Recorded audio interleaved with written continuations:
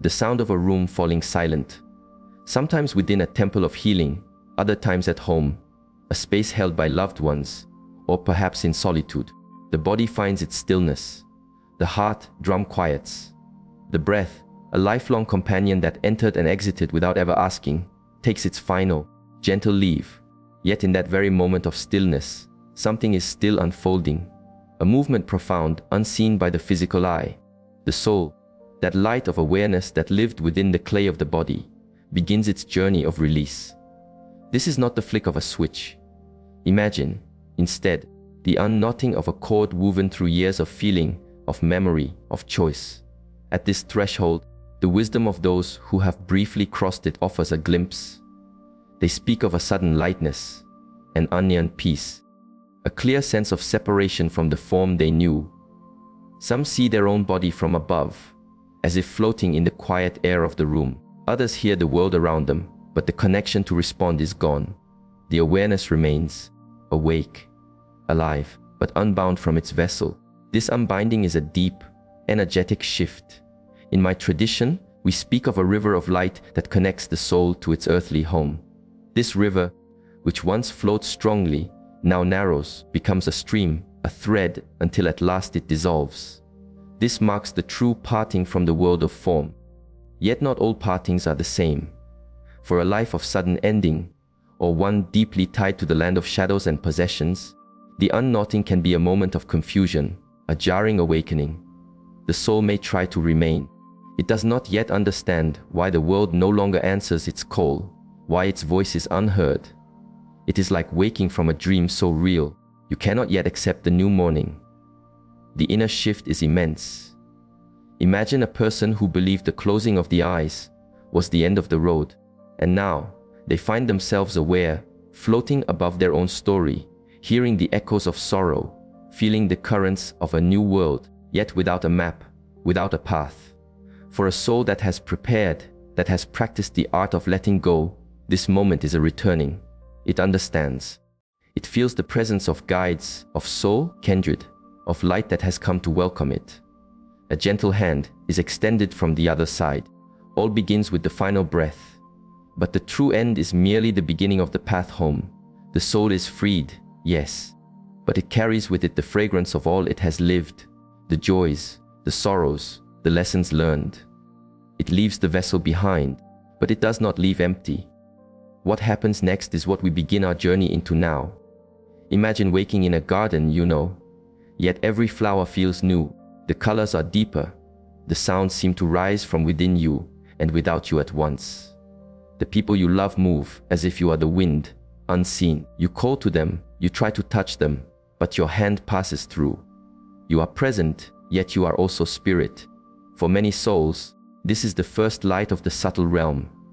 Immediately after untying from the body, awareness does not dim. Often, it is sharper than ever before. The challenge is, the soul does not always know its journey has changed. This creates a deep inner fog. It senses the world is different, but does not understand how. This disorientation comes because the soul still carries the shape of its former life. It still feels like its old self, the same patterns of thought, the same fears, the same stories. It tries to continue its rituals, to return home, to speak with its children, to finish its work. But the world of form no longer yields to its touch. Doors do not open. Words do not land. People do not see. This creates a profound sense of solitude, of anguish. Some souls may remain for days, even weeks, walking in the shadow of their old life, especially when the departure was a sudden storm, an accident, a seizing of the heart. The shock is a tremor that takes time to quiet. It is like waking from a long sleep with no one to explain where you are. In my tradition, this first passage is crucial. If a soul is too anchored to the earth, to its suffering, or to an unfinished story, it may remain for a time in the realm of echoes, a space between worlds. Here, it still feels the weight of human emotion, but without a body to give it expression. At this crossing, your inner connections are what light the way. If a soul has cultivated a life of self-inquiry, of heart, of true giving, it tends to receive aid swiftly. Guides appear, beings of light draw near to offer a hand. But if the soul lived without this inner compass, the journey may feel longer, more solitary. Still, no soul is ever truly abandoned. It simply may take longer to see the signs. Interestingly, many who are preparing for their journey report seeing loved ones who have already passed. These visits, often seen as mere imaginings, may in truth be the soul's first touch with the subtle world, a gentle pre-awakening, a call from the other side. It is also common in these first hours for the soul to follow its own body story. The caregivers, the sorrow of family, the gathering of friends, all of this can deepen the fog of confusion. The soul sees everything, feels everything, but is no longer woven into that reality. And this severing of worlds is a hard truth to accept. The clock of the earth continues to turn. But on the other side, time itself is a river, not a clock. Still, for many paths of wisdom, from the ancient teachings of the East to the spirit seers of the West, the first 7 days are a sacred archway, an energetic corridor, where the soul remains very close to the earth. After the initial shock, the soul looks for familiar ground. Some spirits stay close to their quieted body, watching the earthly rituals unfold. Others follow their family, a silent presence on the journey to the funeral, the temple, the resting place. They are no longer bound by urgency, yet a deep inner need propels them. They must understand their own new reality, and they must feel that those they love will find their own way.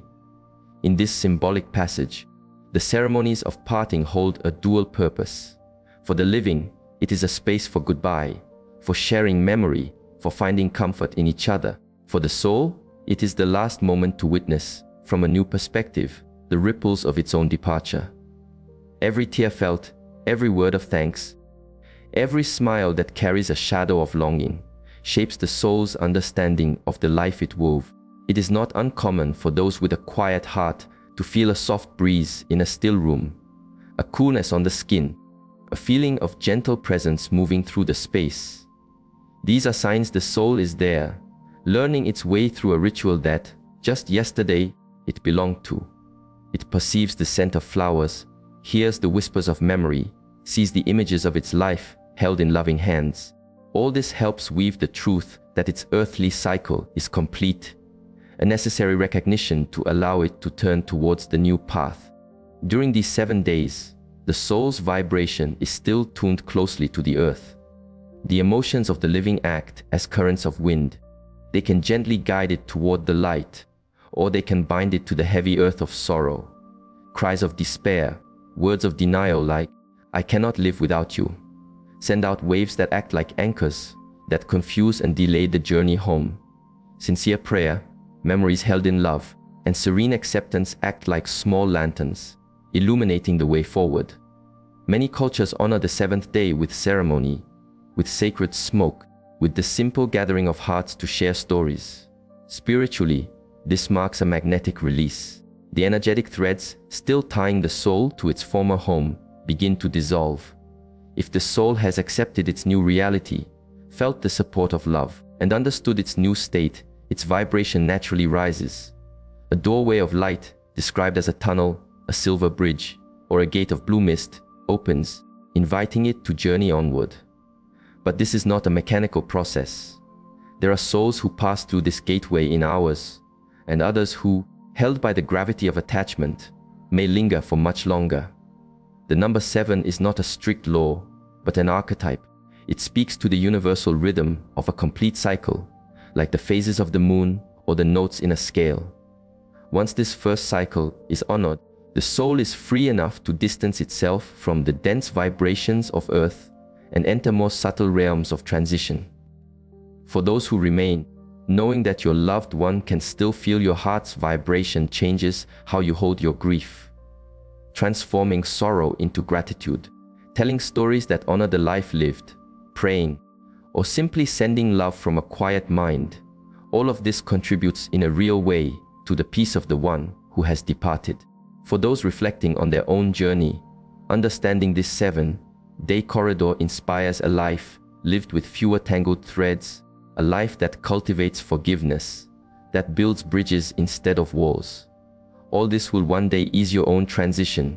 When the time comes, After these first 7 days, a quieter, but even more profound passage begins, the 40 days of farewell. It is during this time that the soul truly begins to loosen its ties to the material world and begins a process of deep review, healing, and liberation. This idea of 40 days appears as a sacred thread in many traditions. In the Christian path, it is said that Jesus remained among the living for 40 days after his rising before his ascension. In Spiritist wisdom, it is a time of energetic cleansing. In the Tibetan Bardo, the space between lives can also span this length. This is no accident. The number 40 carries a universal symbol of deep transformation, of a journey through the wilderness to find a new beginning. During these 40 days, the soul engages in a process like opening an old book of its own life and gently turning every page. The purpose is not judgment from without. There is no one with a scale to weigh the good against the bad. It is a review from within. The soul relives its choices, its feelings, the deep intention behind each act. But there is a crucial difference now. It feels what it caused in others. If it brought pain to another, it now feels that moment from the other's heart. If it loved, it feels the echo of that love and the way it warmed another's life. This is one of the most powerful teachings of the afterlife, to truly understand the resonance of one's own actions, for good or for ill, as if finally seeing the true mark you left upon every heart you touched. At this stage, the soul is often guided by beings of light, known in many paths as spiritual mentors or elders. They are not there to judge, but to assist. They show the different paths that could have been walked. They help the soul understand the why behind its suffering and, most importantly, to learn the deep lesson within it. The past cannot be changed, but wisdom can be drawn from it. And that wisdom is the key to true release. From guilt, from resentment, from the illusions that still bind the soul to its former existence. During these 40 days, the soul's connection to earthly things, home, possessions, roles, habits, even people, begins to soften. This does not mean it forgets those it loved. On the contrary, it begins to see those connections in their purest form, free from the dust of ego and the small grievances of daily life. But to move forward, one must be willing to let go. Many spirits at this point feel sorrow when they see family members clinging to them, inconsolable, trying to hold them energetically through constant thoughts of pain, through promises to never move on. The soul feels this, and as much love as is there, this kind of attachment can feel like chains around the feet of one who must now walk a new path. It is also during this time that dreams of the departed can become especially vivid. The soul may draw near to loved ones to give a sign, a message, or simply a last peaceful look. The dreams feel real, charged with emotion, and they often are true encounters, a way for the soul to close a chapter, to soothe a heart, and to ask for permission to continue its journey. At the end of these 40 days, a kind of final energetic release often occurs. The soul, now lighter, more conscious, feels ready to enter more subtle realms. It says its goodbyes to the earth, but it carries with it the true bonds, the loves that do not depend on physical form, the lessons learned, and the very essence of who it truly was. For the living, this moment can be felt in quiet ways, a sudden sense of peace, a feeling that they are truly okay now, or even symbolic signs, a scent on the wind, a meaningful song playing at the right time, a butterfly landing in an unlikely place. Small, subtle markers of the beginning of the true departure.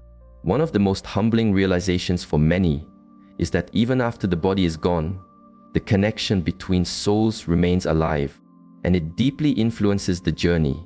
In this delicate time, especially in the first months, the emotions of the living are like strong echoes on the spiritual path of the one who has departed.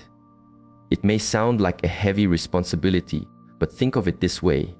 In life, when we are deeply connected to someone, we can feel when they are not well, even without words. Now, imagine that connection without the filter of a physical body. This is what happens on the subtle planes. Emotions become direct waves of energy, reaching the soul with pure intensity. As we have seen, grief is natural. The pain, the tears, the longing. These are all part of the human heart's way of saying farewell. The challenge begins when that love becomes a desperate grasp, when the one who remains insists, consciously or not, on anchoring the departed to their pain. Phrases like, "I can't live without you," "Why did you leave me?" carry such a dense energetic weight that they act like chains. The soul, which has already begun its journey, feels this pull and, often out of love, turns back. It stays near, tries to bring comfort, tries to explain. But in doing so, it too becomes caught in the confusion, delaying its own path. There are stories of spirits who remain bound for months, even years, circling their loved ones, not from ill will, but from a feeling of responsibility. They feel they cannot leave, while those they love are in a state of collapse, and this can create a shared suffering. The soul cannot ascend, and the living cannot heal. This does not mean you must forget. It means you must honor. You must honor the presence that person had in your life without chaining their memory to pain. True love never dissolves. It only changes its form. And when the soul finally feels the freedom to continue its journey, it can also visit you, inspire you, and bring you peace. Because now there is space for that peace to enter. There comes a time, after the journey of release and life review, when the soul finds itself at a crossroads, or before an undeniable call. It is the moment when spiritual gateways open, inviting the freed awareness to continue its journey. But where does it go? Is there one destination? A heaven, a resting place, a new world? The answer is less rigid than the old maps suggest, but infinitely more beautiful. The soul's destination is not a location. It is a vibrational reflection of the world it built within itself throughout its life. These spiritual gateways are, in their essence, passages of frequency. Some souls enter these new realms guided by spiritual beings. Others feel it as an inner light, a compass pointing the way forward. And there are those who, even freed from the body, remain in a fog, unable to perceive a gateway, usually because of heavy emotions like deep guilt, fear, revenge, or extreme attachment. These gateways can lead to many different realms of experience. One of the most well-known descriptions comes from ancient wisdom traditions.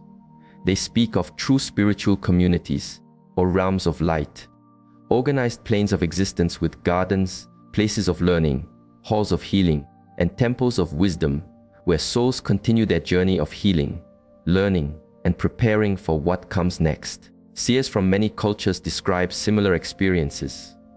These are realms of high vibration, accessible to souls who, even with their imperfections, lived a life of sincerity with a true desire to grow.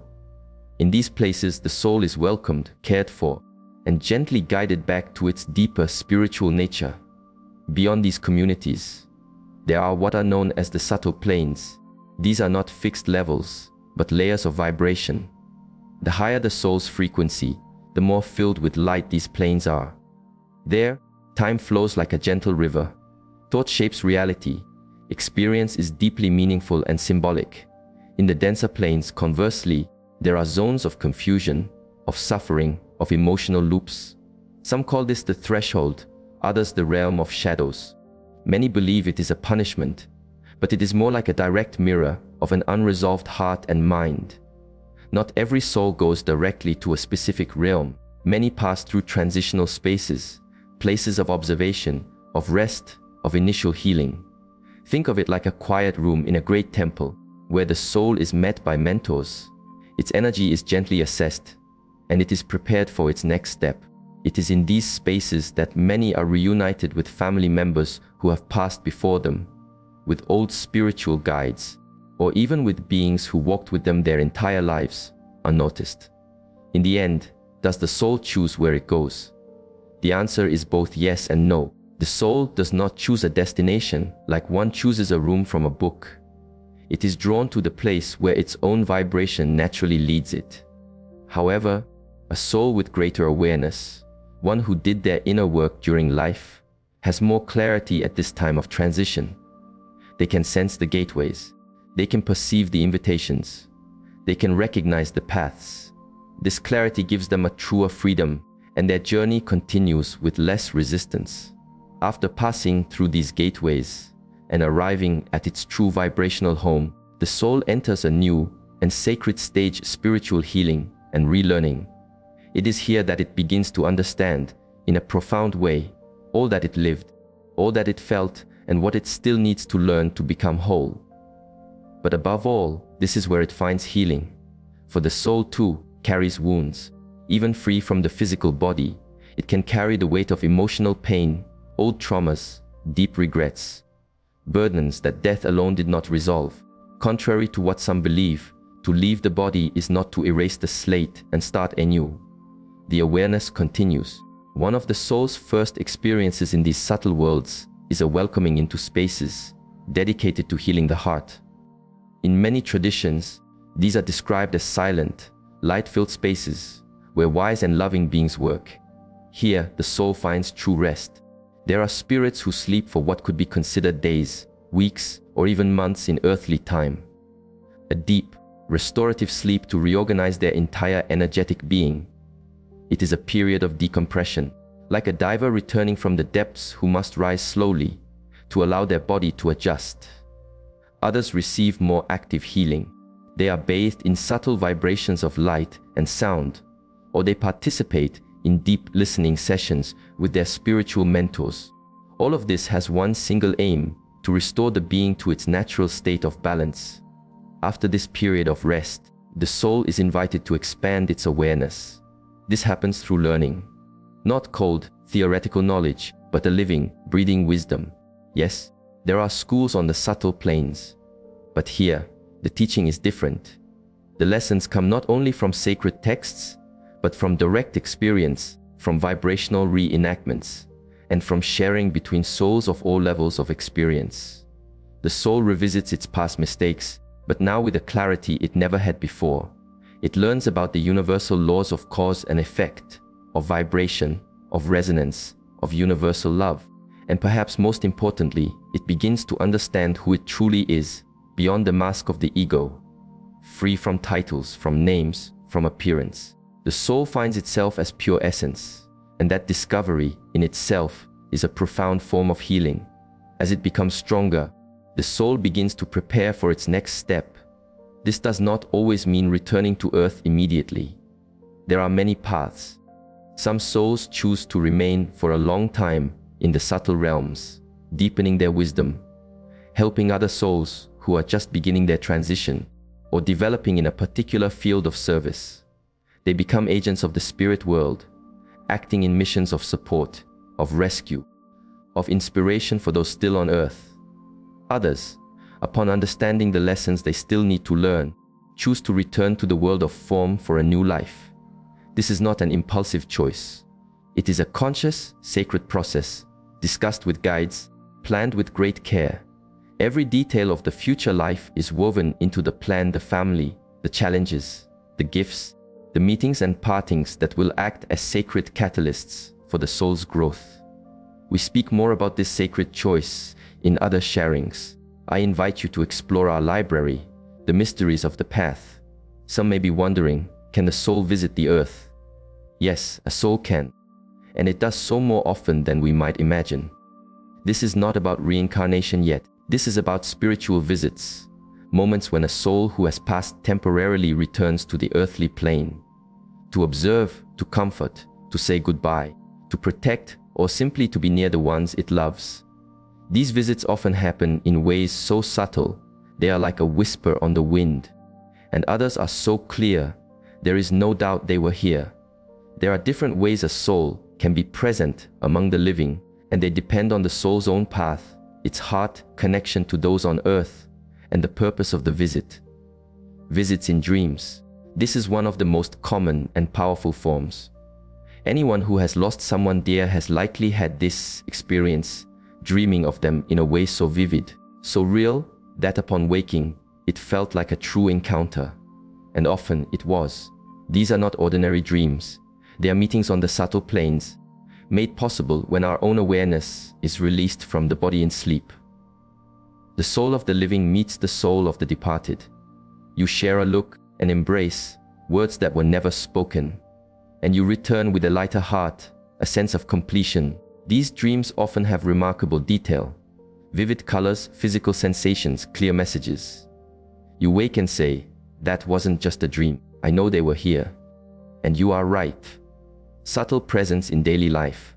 Sometimes the soul does not appear visually, but leaves a trace, a familiar scent that appears from nowhere, a song that plays suddenly with the exact words you needed to hear, an object that moves, a gentle breeze through a closed room during a moment of deep thought.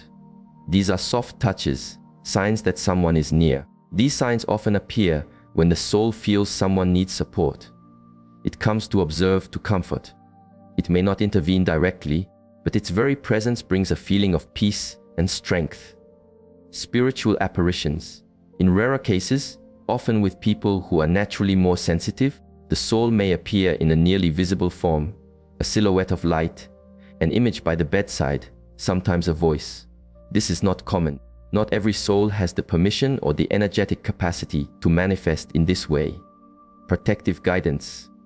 There are times when a soul, especially if it has become a guide or protector, may intervene more directly in the life of a loved one, to help avert an accident, to inspire a life-changing decision, to gently nudge you onto a new path.